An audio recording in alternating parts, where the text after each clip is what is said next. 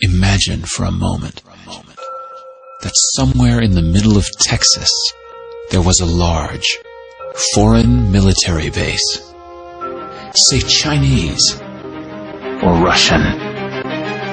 Imagine that thousands of armed foreign troops were constantly patrolling American streets in military vehicles.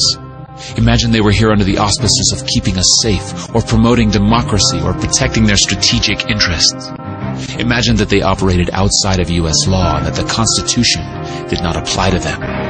Imagine that every now and then they made mistakes or acted on bad information and accidentally killed or terrorized innocent Americans, including women and children, most of the time with little or no repercussions or consequences.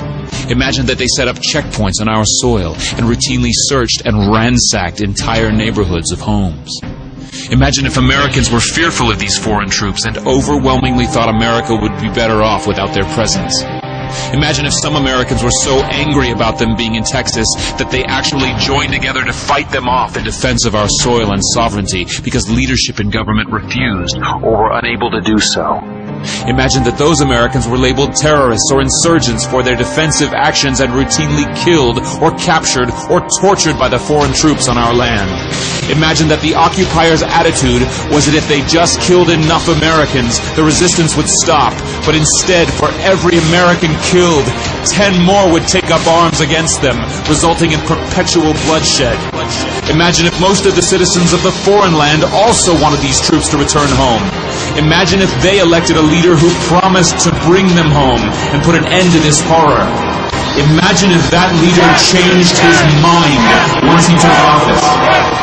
The reality is that our military presence on foreign soil is as offensive to the people that live there as armed Chinese troops would be if they were stationed in Texas. Shutting down military bases and ceasing to deal with other nations with threats and violence is not isolationism. It is the opposite.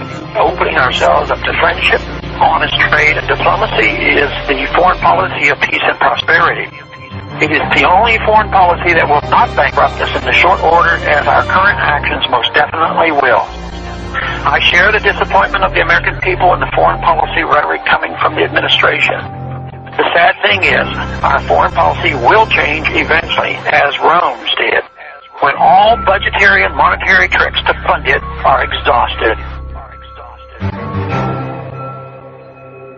Click here to learn how Ron Paul is America's strongest presidential candidate on national defense. Or get involved and click here to learn how to register to vote in 2012.